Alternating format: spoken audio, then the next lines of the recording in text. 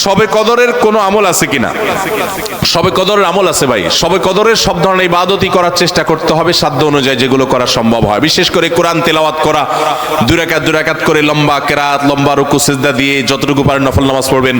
বিশেষ পদ্ধতির নামাজ, শবে কদরের নামাজ এত রাকাত, অমুক সূরা এতবার, প্রথম রাকাতে দ্বিতীয় রাকাতে এতবার, এগুলো মন গড়া, এগুলোর কোনো ভিত্তি কোরআন হাদিসে নাই। তবে দুই রাকাত করে যত লম্বা রুকু দিয়ে সিজদা দিয়ে অনেক সময় নিয়ে দুই রাকাত নামাজ 5, 7, 10 মিনিট ধরে যত বেশি সময় ধরে পারেন লম্বা কেরাত রুকুতে নামাজ পড়বেন। এক, তেলাওয়াত বেশি বেশি করবেন, যত সুন্দর করে সম্ভব তেলাওয়াত শুনবেন, শোনাশুনি করবেন, কোরআনকে সময় দিবেন, কোরআন স্টাডি করবেন এই রাতে। আর বিশেষ করে একটা দোয়া আমাদের আয়েশাকে রাদিয়াল্লাহু তাআলা আনহাকে নবী করিম সাল্লাল্লাহু আলাইহি ওয়াসাল্লাম শিক্ষা দিয়েছেন, আল্লাহুম্মা ইন্নাকা আফুউন তুহিব্বুল আফওয়া ফাআফু আন্নি। আল্লাহ আপনি ক্ষমাশীল, ক্ষমাকে ভালোবাসেন, আপনি আমাকে ক্ষমা করুন। আর আল্লাহর কাছে দোয়া, ইস্তেগফার, রোনাজারি, চোখের পানি ফেলা, গুনাহ মাফ চাওয়া, এগুলো করতে থাকবেন। দান সাদেকা করার সুযোগ থাকলে সেটাও করবেন। অর্থাৎ যে কোনো সাধারণ আমলই করবেন। হাদিসে বিশেষ করে এই দোয়াটার কথা বলা আছে, এটা আমরা লাইলাতুল কদরে পড়ব।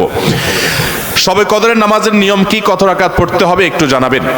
শবে কদরের নামাজের নিয়ম কি? একটু আগে আমরা বলেছি যে শবে কদরের নামাজের আলাদা কোনো নিয়ম নাই।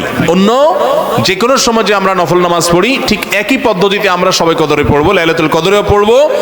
আমরা বিশেষ করে অনেকে মনে করি লাইলাতুল কদরের প্রথম রাকাতে অমুক সূরা এতবার পড়তে হয়, সূরা ফাতিহার পর দ্বিতীয় রাকাতে তমুক সূরা ততবার পড়তে হয়।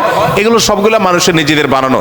কোরআন বা হাদিস এরকম কোন ফরম্যাট শবে কদরের জন্য আলাদা ঠিক করে দেয় নাই। ওইটাকে আমরা আবশ্যক বানালে বরং সেটা বেদাত হতে হবে, বেদাত হতে পারে। আমরা দুই রাকাত করে যত লম্বা সময় পারি, যে কোনো সূরা দিয়ে পারি আমরা বেশি বেশি করে নামাজ পড়বো শবে কদর ইনশাআল্লাহ তাআলা।